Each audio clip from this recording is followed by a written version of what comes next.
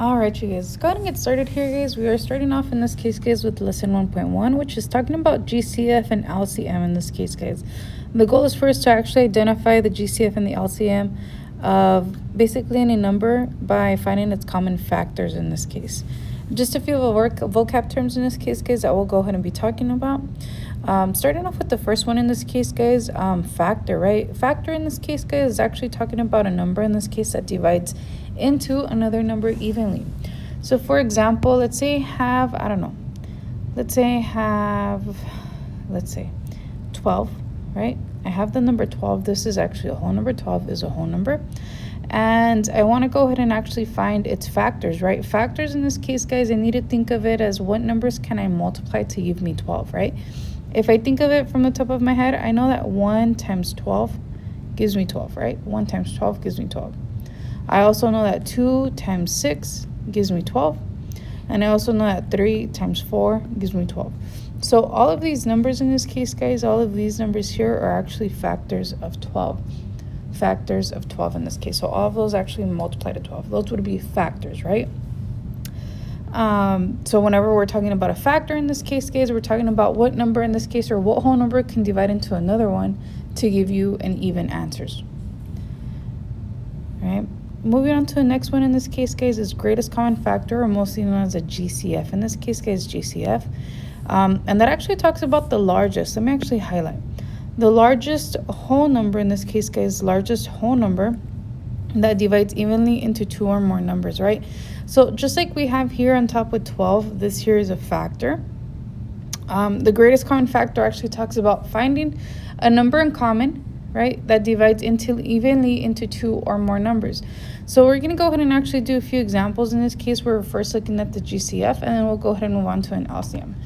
So starting off in this case, guys, for example, let's go ahead and start off here. And I want to go ahead and do directions, right? Directions. And we're actually going to be trying to find the greatest common factor, or we'll say GCF of the given numbers or whole numbers, given whole numbers, let's say.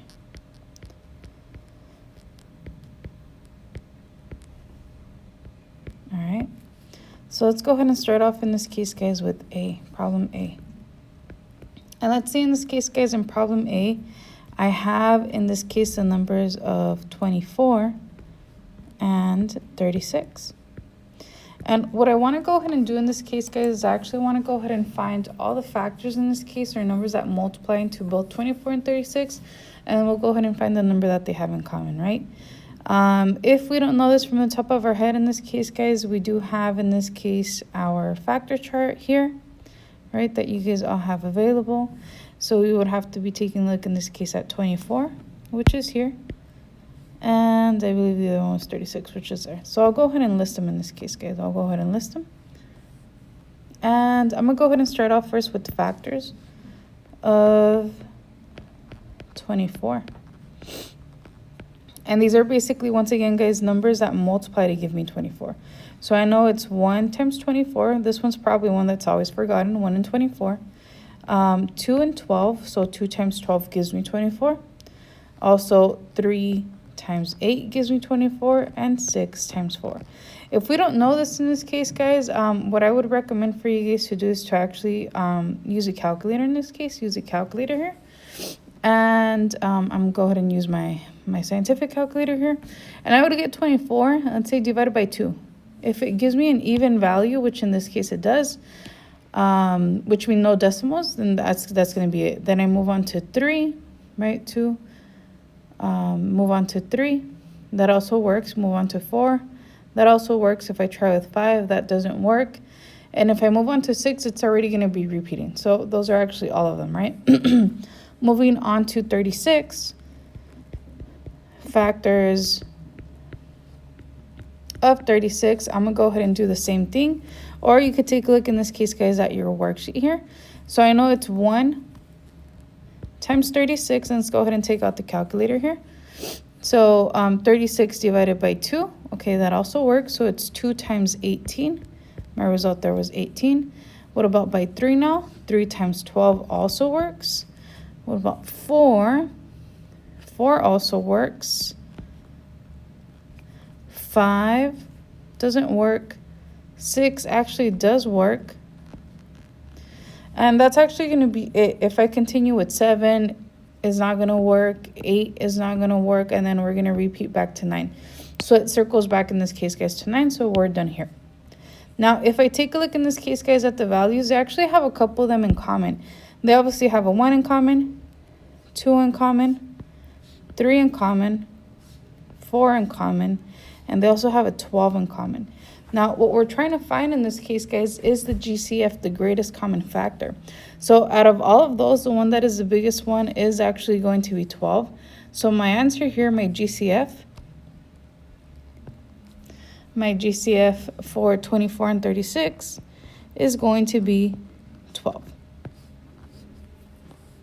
It's going to be 12 here. All right, let's go ahead and try another one in this case, guys. Let's try another one here. And that's for A. Let's go ahead and move on to B. This is B. And for B in this case, guys, I want to go ahead and find the GCF of 24, 28, and 40. So it's no longer 2, it's now 3 that I have to take a look at. So I'm going to go ahead and actually split them so we can find the factors of 24 once again. If you guys want to go ahead and use the worksheet I gave you, you may. If not, we could do it by hand, right? I have 24, 28, and 40. 24, 28, and 40. So if we do 24, I actually had already 24 on this side, so I'm just going to copy those. So it was 1 times 24, 2 times 12, 3 times 8, 4 times 6. And right here, once again, it starts to repeat now. For 28, it's 1 times 28. I believe it's 2 times 14. 3 doesn't go into it, but 7 does. And that is it. 4 and 7, actually. And then for 40, 1 times 40, 2 times 20. 3 doesn't go in, 4 does. 5 does as well. I'm wondering if I'm missing one. I think that's it, right? Once again, guys, if you guys want to double check, let's look at our chart here.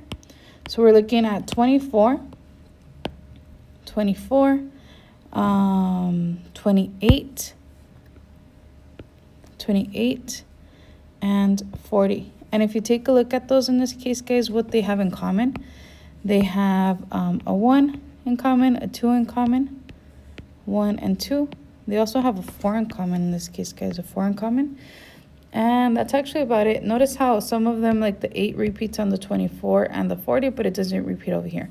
So the GCF on this one, guys, would be 4. And let's just double check on our notes over here. GCF in this case, guys, would actually be 4. 4 and 4. So my GCF here is equal to 4. All right, so make sure you guys reference in this case your sheet as we're going along.